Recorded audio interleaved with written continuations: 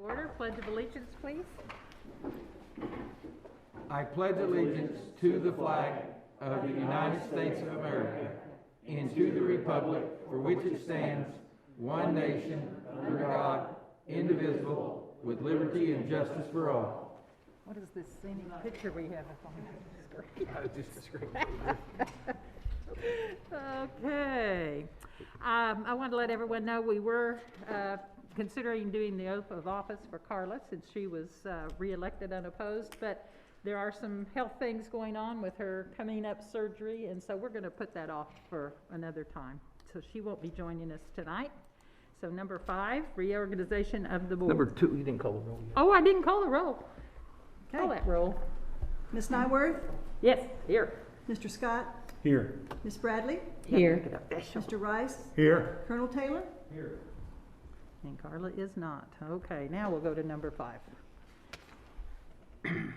And first is we need a motion to elect president of the board. I'll nominate Patty Nyworth. I'll second it. Any others? Call the roll. Mr. Scott? Yes. Ms. Bradley? Yes. Mr. Rice? Yes. Ms. Nyworth? Abstain.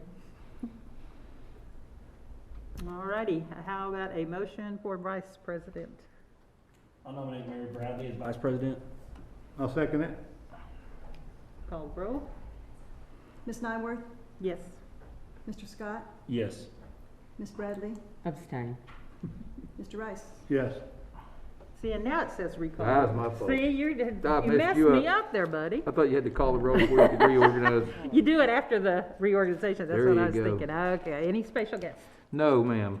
All righty, architect, engineer. Those reports are in your Any packet. questions from anybody? Any questions for us on that? We're getting close to those final punch lists. When we get those final punch lists we'll have them back to report those to us and make sure Yeah. those two agree that the punch list is working. All right, then it's your turn.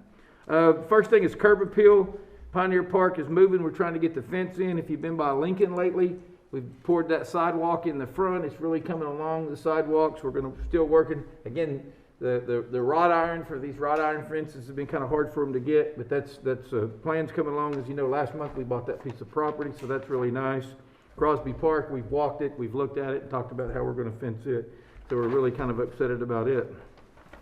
Okay. Moving on to the policies. Wait just a minute. Okay, go ahead. Tomlinson, did some of those trees die that we planted out If there? they did, they in will front? be replaced. They're all warranted. You know, Okay. we planted all that, and we all have that. We got those really big cold fronts, and even at your house and things. Yes. Some of my trees are slow coming in. Slow and- coming out. Yeah. they So are. we'll wait a little bit, but now the middle school, Eisenhower Middle School, some of those have died, but they have told us they'll come back and they're going to come back and replant them. They're just waiting for us to get our sprinkler system So going. they're under warranty, Yes. you said? Okay, great. And I think on the policy board, if you're amenable, Kevin is kind of going to go through what we've got here, and then we can vote on. Prove them all at once. Yeah. Okay, the first one is a modified dress code, and this is for our staff. The old policy said no jeans ever. We had kind of modified that as a district before I got here. We allowed jeans on Fridays and spirit shirts. Well, then when we redid the policy book that we approved, we never changed the old policy, and they just put the old policy back in there. It said no jeans. This is just modifying it where it's professional dress. And it'll be for the staff as a superintendent, so we'll keep it. And it'll be more on the principals to keep that professional dress and expectations teachers have of how they dress. So it will not be, dress code, we talk about that for what we do, but it shouldn't be on us. And also the modified dress code, let me get that back because I've kind of jumped it. The modified dress code on here for one was for me to talk about for our students. We ran the survey for our students for next year. We had our principals and our parents and everybody we surveyed, they did not want the dress code. We were having trouble enforcing it with the COVID. For the uniform. The uniforms as we talk for our students. So we're taking that out of the policy just because And we may revisit it next year, but it really never got pushed to the middle schools and enforced, and that's kind of where it was meant to go. And with the kids in and out so much and growing, it was really a struggle on our principals to even try to enforce it this year. So I just want to make sure everybody knows next year, I mean, we'll have a dress code, it just won't be the modified dress code. It'll be the same as basically the same expectations we have this year for most of our students, whereas, you're still going to have to dress in a appropriate manner, but it just doesn't have to be the exact items we tell you. Now we're going to move to the policies, because that was just an information item. I'm sorry, I kind of jumped ahead there. The first policy is policy BEA, school board meeting agendas, preparation and dissemination. For some reason, it was on there that the board had to have the information 5 days for the meeting, which obviously by law, that's a 2-day. And that was just a typo, so we're changing that. Number D, the revision of DECR sick leave, certified personnel, and support personnel. One of the problems, the old policy didn't have a max of the days you could accumulate as far as usable in a year. Once the set of attorneys that reviewed our policy recommended 60 days. Well, we went to our paid attorneys, and they agreed that we could move it to 120. Now, what people have to understand, if you have 180 days, you'll have 120 in your sick leave on July 30th, and when that rolls over, those 60 will roll into a retirement area. And a bank's a bad word to use because you can't use it, but they go towards your retirement. So you don't lose those days. They're still there, and they're still kept up. Like I went and looked at mine when I came in. I have the 60 days because I could only bring 60 days with me by law, but I also had another 220 some days that were in my sick leave, in my retirement account that are carried with me that I brought with me. So I have my 100. So just because you can only keep 120, you're still building for your 120 for retirement. So I want to make sure that's clear. But big shout out to RFR for agreeing to letting, that's our paid attorneys, for agreeing to let us go to 120 on that for our certified. And that's certified and support there. Go ahead. And they get paid for those days. Yes, now that's a good one to put. If you resign, when you resign and retire, you get paid. The only reason that's not a policy is because the board has to approve that as an action item every year and budget it, do it. So it has to be encumbered. It has to be a purchase order every year. So we will have to approve that every year. So like when Lance does it in June, he will have to do that. Moving on to policy, the personal business leave. That policy was, we had 2 emergency days in our old policies we could do anything we wanted with. But we used them as personal days. By the legal definition, an emergency day is an emergency. A personal day is if you're planning to do business, like you're going to do your taxes a week from now. That's not an emergency day, that's a personal day. Well, personal days you had to pay your sub. So you had 2 and 3.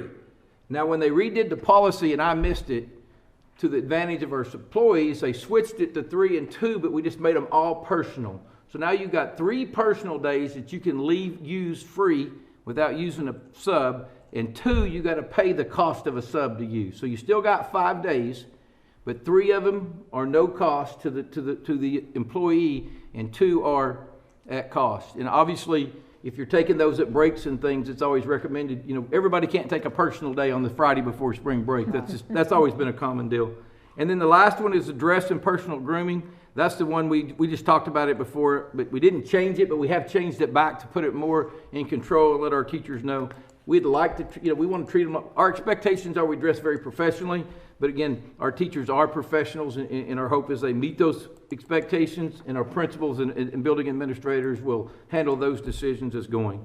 So any questions on those policies? Comment. Yes. These personal days are, what's listed here is just an example.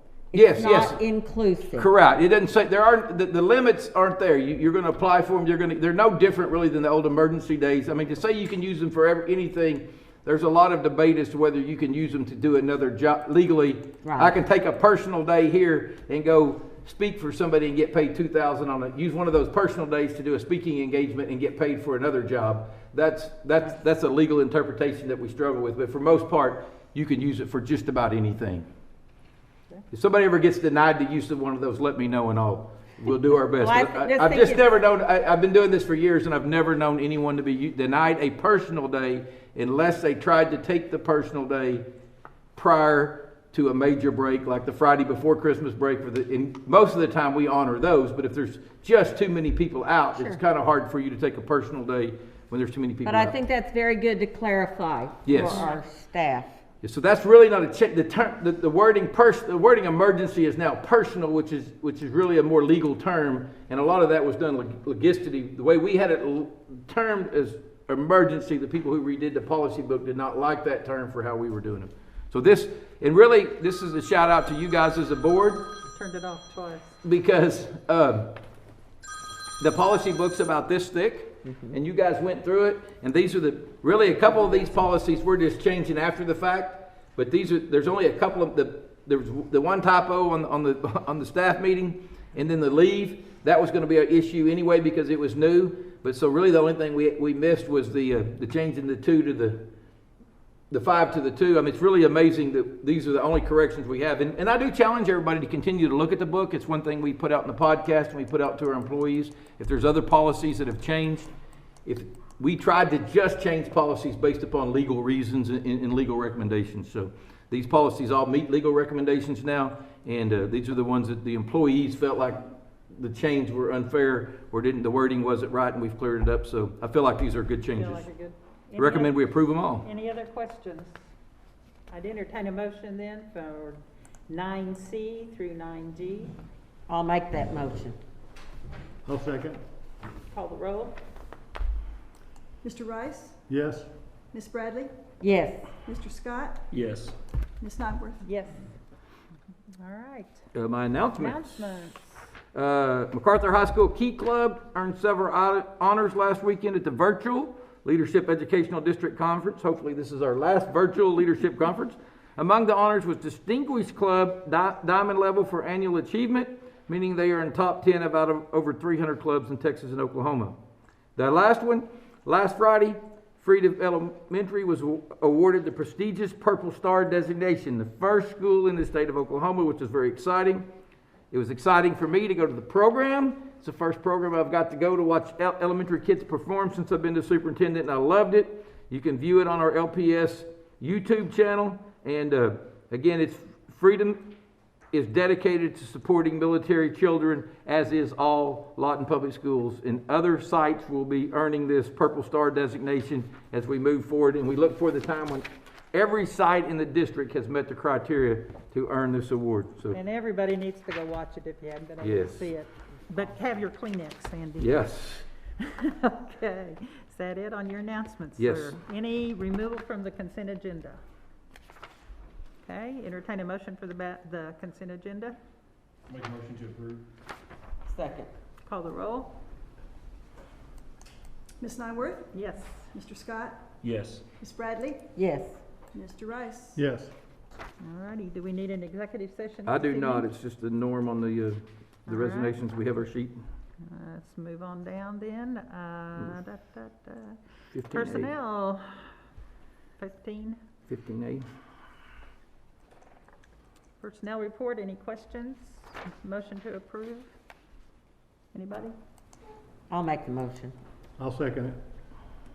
And I will say, we've got a lot of good people retiring and leaving, so call the That's- roll. Yes. We have no choice. I haven't been here but a year. There's some of these I'm struggling to accept as well. Take roll. Mr. Yep. Scott? Yes. Ms. Bradley? Yes. Mr. Rice? Yes. Ms. Nyworth? Yes. All righty, I guess our next regular board meeting is set for Monday, May the 3rd, 5 o'clock here in the auditorium. Any other board meeting dates need to be set? Oh, man. Any board announcements? And we will be thinking, Mr. Rice is going to do a little surgery next week. Yes. And Ms. Codfelter is too, and so we're going to try to get everybody healthy here pretty quick. And we are adjourned.